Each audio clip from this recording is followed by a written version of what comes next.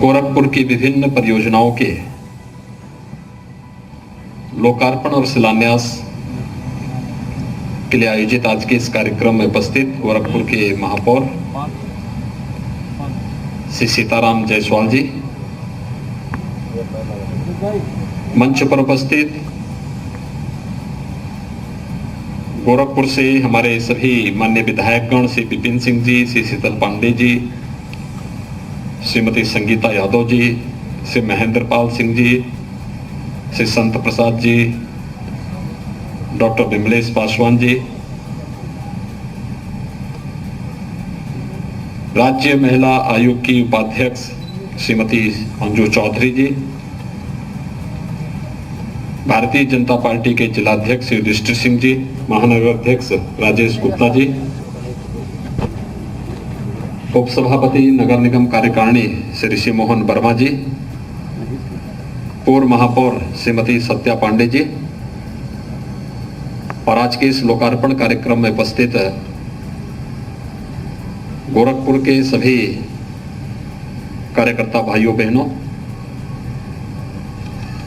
लगभग 100 करोड़ से अधिक लागत की इन परियोजनाओं के लोकार्पण और शिलान्यास के लिए मैं आप सबको हृदय से बधाई देता हूं, अपनी शुभकामनाएं देता हूं। विकास अब सीमित नहीं है किसी विधानसभा, किसी जनपद या किसी क्षेत्र विशेष में, बल्कि विकास का लाभ पूरे प्रदेश के अंदर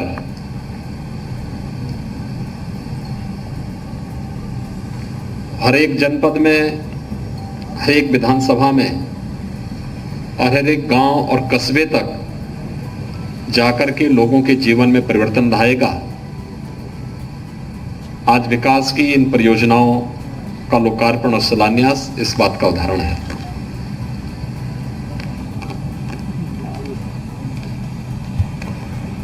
वास्तव में विकास के लिए पैसे की कमी नहीं, बल्कि विकास के लिए उपलब्ध धनराशि का सही सदुपयोग हो सके, इसके लिए बनाई जाने वाली कार्य योजना समयबद्ध ढंग से आगे बढ़ जाए तो केंद्र और प्रदेश सरकार विकास को केंद्रित करते हुए कार्यक्रमों को आगे बढ़ा रही है।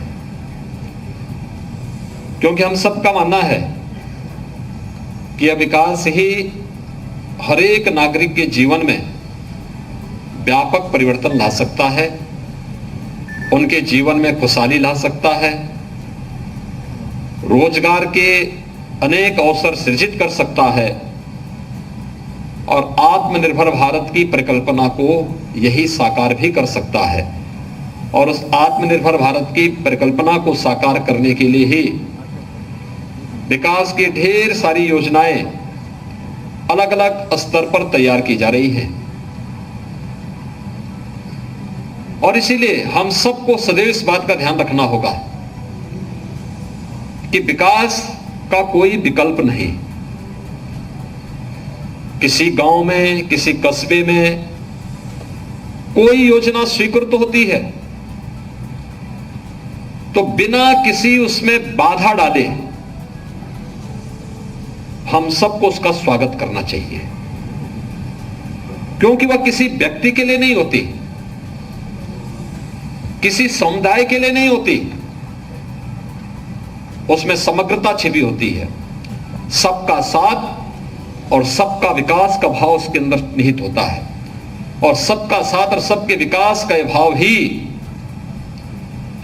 सबके विश्वास का प्रतीक भी आपको बनाएगा, आपके गांव को बनाएगा, आपके क्षेत्र को बनाएगा। इसलिए विकास की योजनाओं के बारे में देखता हूं कि कोई सड़क पास होती है तो जहां पे लोग जागरूक नहीं विकास के बारे में, वहां पर विकास के लिए कोई परियोजना स्वीकृत होती है तो उसमें फिर अड़ंगेबाजी शुरू होती है, तमाम प्रकार की बाधाएं उसमें प्रारंभ होती हैं। फिर विकास कार्य लेट होता है तो लागत बढ़ती है, और फिर लागत को स्वीकृत करने में समय लगता है, और फिर उसका लाभ न परियोजना पूरी होती है, न लोगों को उसका लाभ ही मिल पाता है, और अंततः लोगों के सामने भी समस्या होती है, और जनप्रतिनिधि और प्रशासन को भी और शासन को भी कटघरे में खड़ा होना होता है। इसलिए हम सबका दायित्व बनता है, सड़क का हो, बिजली का हो, नाली का हो, कोई स्कूल है, कोई कॉलेज है, कोई पॉलिटेक्निक है, या कोई बड़ा संस्थान अगर स्वीकृत हो रहा है तो बिना किसी बाधा के उन परियोजनाओं को समयबद्ध ढंग से आगे बढ़ाने के लिए हम सबको अपना योगदान देना चाहिए। और ये विकास कहीं ना कहीं प्रत्यक्ष रूप से भी और अप्रत्यक्ष रूप से भी हम लोगों के जीवन में व्यापक परिवर्तन लाने का कारण बनेगा। ये जितनी परियोजनाएं, कल भी मैंने नगर निगम की ढेर सारी परियोजनाओं का लोकार्पण और शिलान्यास किया था। आज गोरखपुर ग्रामीण का जो नगरीय क्षेत्र है, उन परियोजनाओं का पिपराइच, चौरी चौरा, सैजनवा, खजनी, बांसगांव, इन सभी विधानसभा क्षेत्रों से जुड़े हुए विभिन्न प्रकार की जो परियोजनाएं हैं, उन परियोजनाओं का शिलान्यास और लोकार्पण का कार्यक्रम आज यहां पर संपन्न हो रहा है। आपने देखा होगा ये परियोजनाएं जो पूरी हुई हैं, किस कालखंड में पूरी हुई हैं? जब दुनिया के अंदर कोरोना महामारी से लोग त्रस्त हैं, लॉकडाउन चल रहा है, सारी गतिविधियां ठप पड़ी हुई हैं, लेकिन गोरखपुर में और उत्तर प्रदेश में कोरोना का मुकाबला सफलतापूर्वक करने के साथ साथ विकास की परियोजनाओं को भी तेजी के साथ आगे बढ़ाने का कार्य हो रहा है। यानी जीवन भी बचाया जा रहा है और जीविका को भी बचाने का अभियान चल रहा है। जीवन और जीविका को बचाने का यह अभियान ही जीवन है।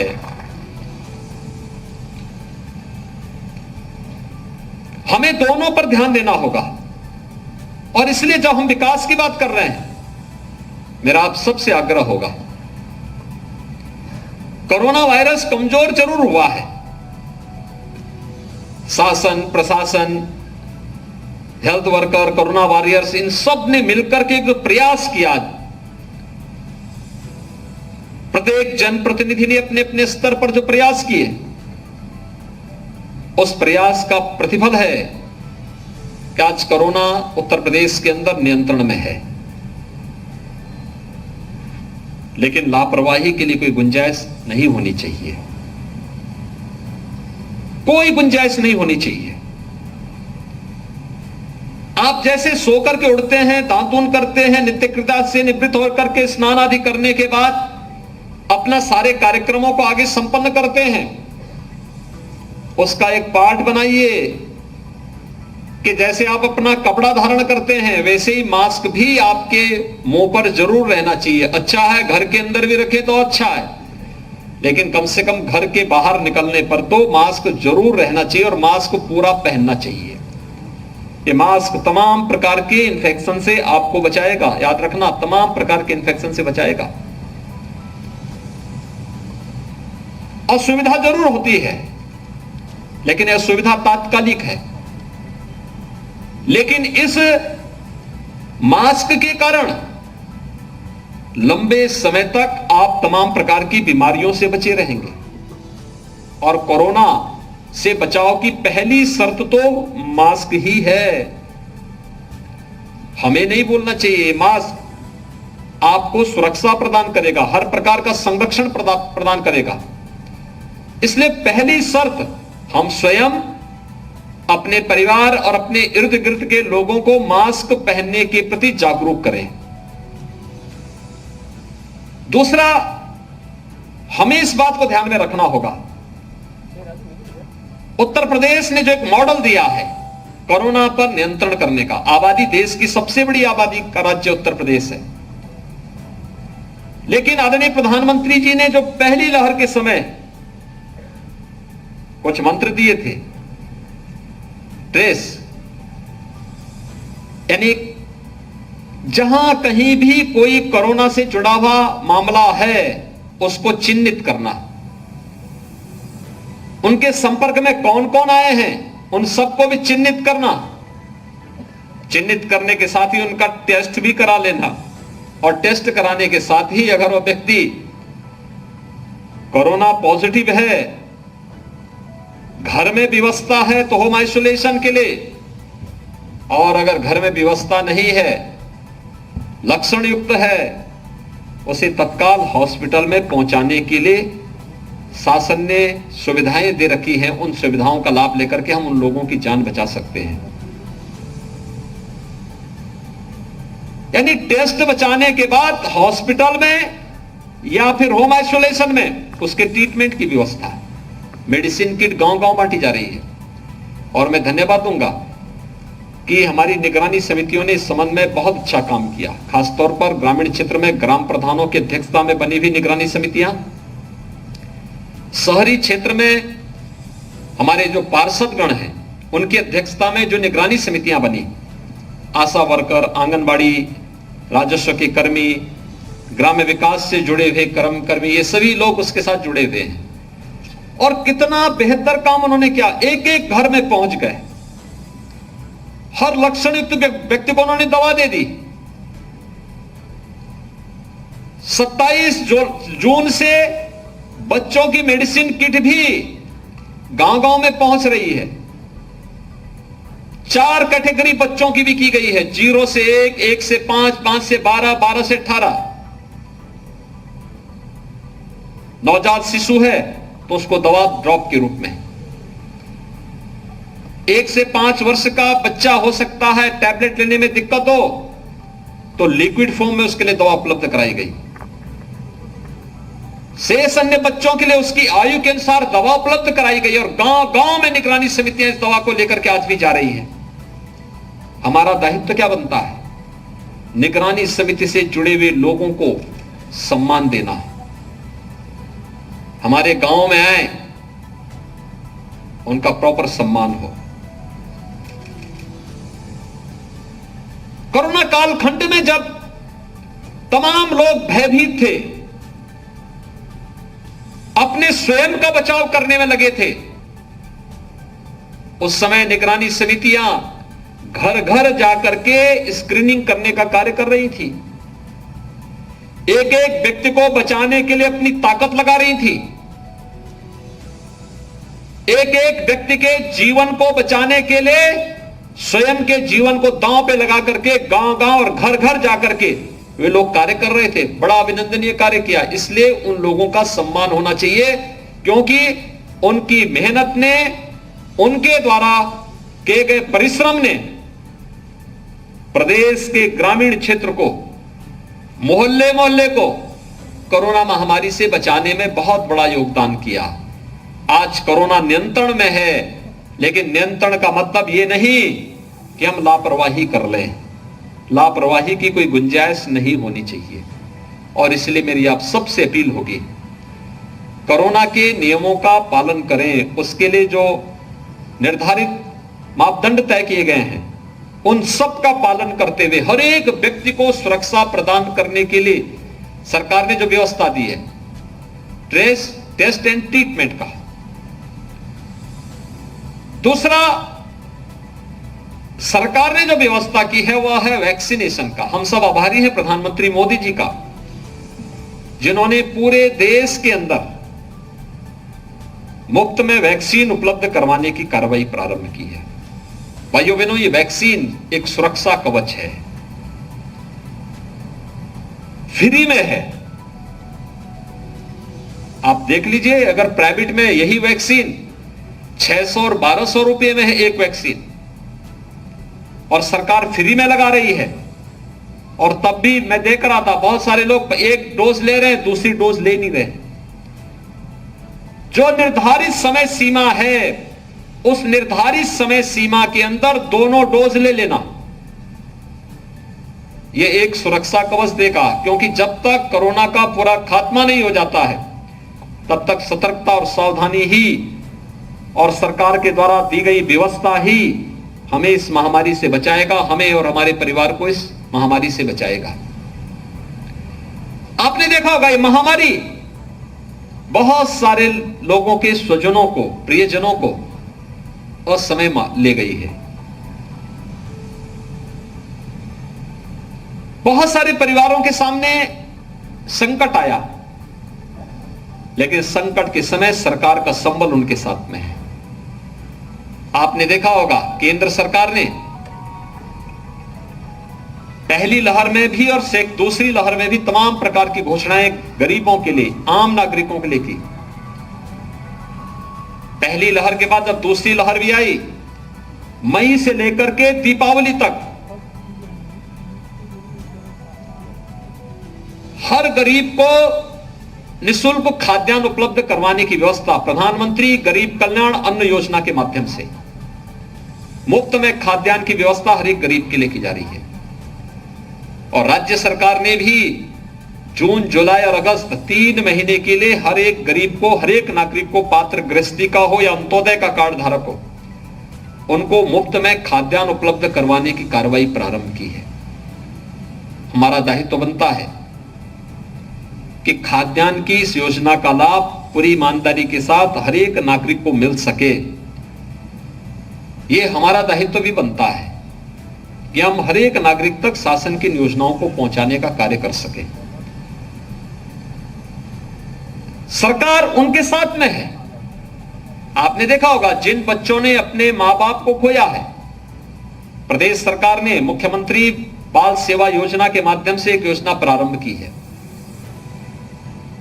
कोरोना के कारण जिन बच्चों ने अपने माता पिता को खोया है, 4,000 रुपए हर महीने सरकार उन बच्चों को देने की योजना बना चुकी है। अभी कुछ ही दिनों के अंदर हम ये पैसा उन बच्चों के खाते में और उनके लीगल गार्जियन के खाते में देने की व्यवस्था कर रहे हैं।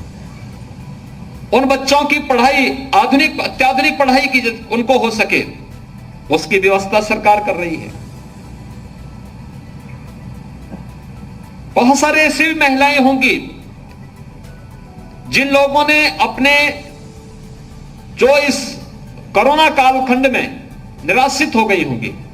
हमने पहले ही सरकार ने इस बारे में तय किया है कि कोरोना के कारण निराश्रित हुई महिलाओं के लिए भी सरकार योजना बनाएगी। और इसके लिए सरकार ने तय किया है एक कैंप लगा करके उनके लिए पेंशन की योजना के फॉर्म भरवाना और उनको पेंशन उपलब्ध करवाने की कार्रवाई करना। दूसरा,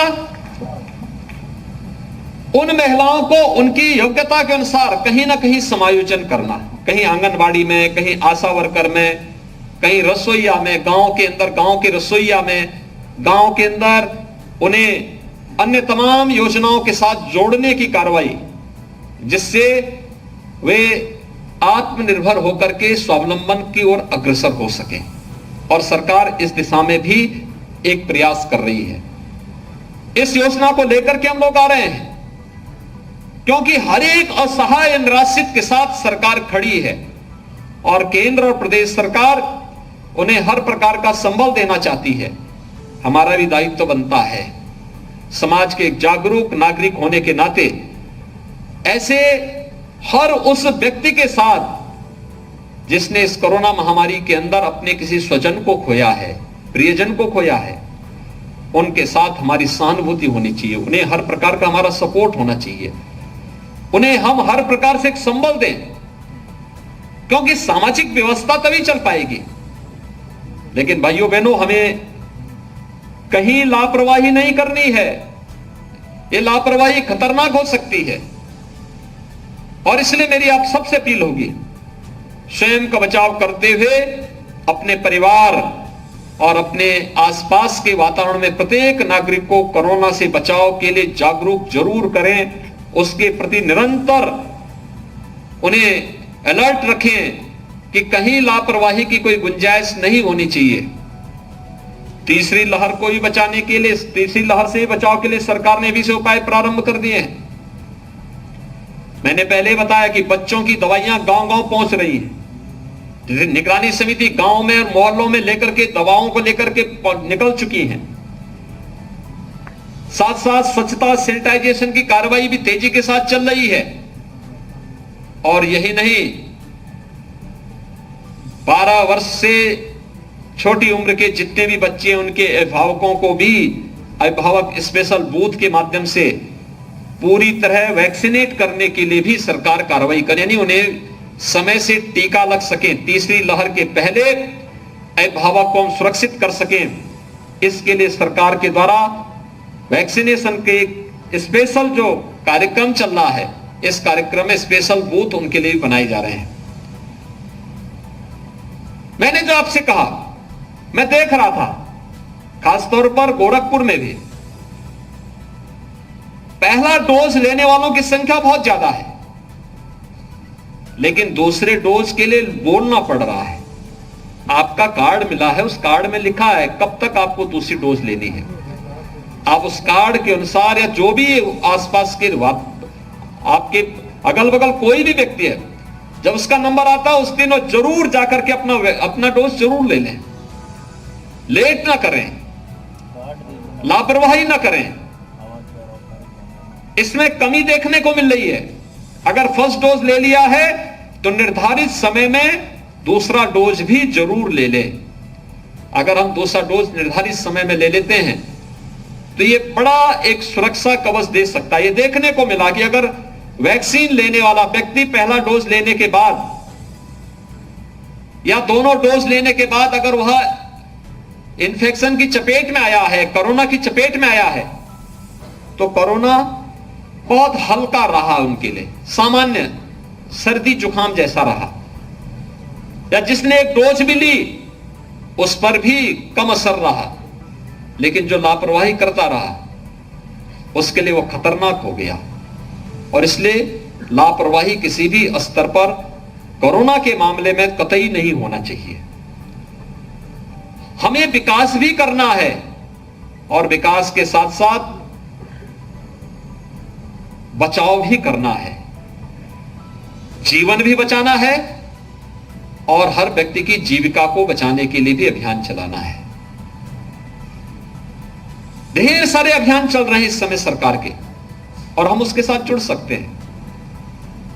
कोरोना कालखंड में अभी हाल ही में आपने देखा होगा, माननीय उच्चतम न्यायालय ने उत्तर प्रदेश के एक मॉडल की सराहना की, और वो मॉडल थी जब प्रवासी कामगार और श्रमिक बाहर से आए थे। इन प्रवासी कामगार और श्रमिकों के लिए स्किल मैपिंग का एक कार्यक्रम चलाया गया था, उनको रोजगार के साथ जोड़ने का कार्यक्रम चलाया गया था। लगभग 40 लाख प्रवासी कामगार और श्रमिक उत्तर प्रदेश के अंदर आया था। ये 40 लाख कामगार और श्रमिक जो उत्तर प्रदेश के अंदर अलग अलग गांव और कस्बों में आया, इसमें बहुत सारे लोग ऐसे थे जिनके पास अपना स्किल था। वे थोड़ा प्रयास करें और उस प्रकार का उन्हें अवसर उपलब्ध करा दिया जाए तो वह बहुत अच्छे ढंग से अपनी घर गृहस्थी को यहीं पर संचालित कर सकता है, बहुत अच्छे ढंग से आगे बढ़ा सकता है। उसे यहां से उत्तर प्रदेश से, अपने गांव से, अपने कस्बे से, अपने जनपद से कहीं बाहर जाने की आवश्यकता ही नहीं। इसके लिए शासन की विभिन्न योजनाएं हैं। उन योजनाओं के साथ उन्हें जोड़ करके बैंकों से सस्ते दाम पर लोन दिलवाने, शासन की सब्सिडी का लाभ दिलवाने, चाहे वह मुख्यमंत्री युवा स्वरोजगार योजना हो, एक जनपद एक उत्पाद की योजना हो, या फिर प्रधानमंत्री स्टार्टअप की योजना है। ये तमाम प्रकार की योजनाएं हैं जिन योजनाओं के माध्यम से इस स्किल मैन पावर को जोड़ करके हम बैंकों से लोन दिलवाने में और उनके माध्यम से अपने स्वरोजगार को आगे बढ़ाने में, जिसके साथ न केवल वो स्वावलंबी होगा, उसका पूरा परिवार भी स्वरोजगार के साथ जुड़ेगा और गांव और उसके आसपास के लोगों को भी गांव में ही कार्य प्राप्त होता हुआ दिखाई देगा। एक अभियान के रूप में से लेने की आवश्यकता है। पीएम स्वनिधि योजना, कल गोरखपुर नगर निगम में इससे जुड़े हुए कुछ स्वयंसेवकों को इसके साथ जोड़ा है। पटरी व्यवसायियों के लिए बहुत अच्छी योजना है।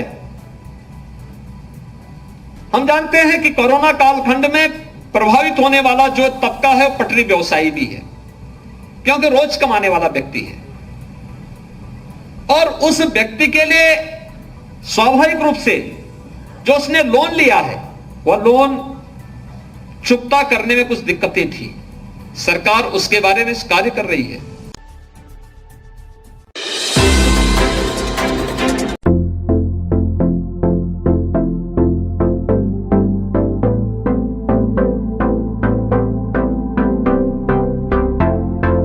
आपको हमारे द्वारा दी गई जानकारी अच्छी लगी हो, इसे आगे शेयर करें और चैनल को सब्सक्राइब करें। धन्यवाद।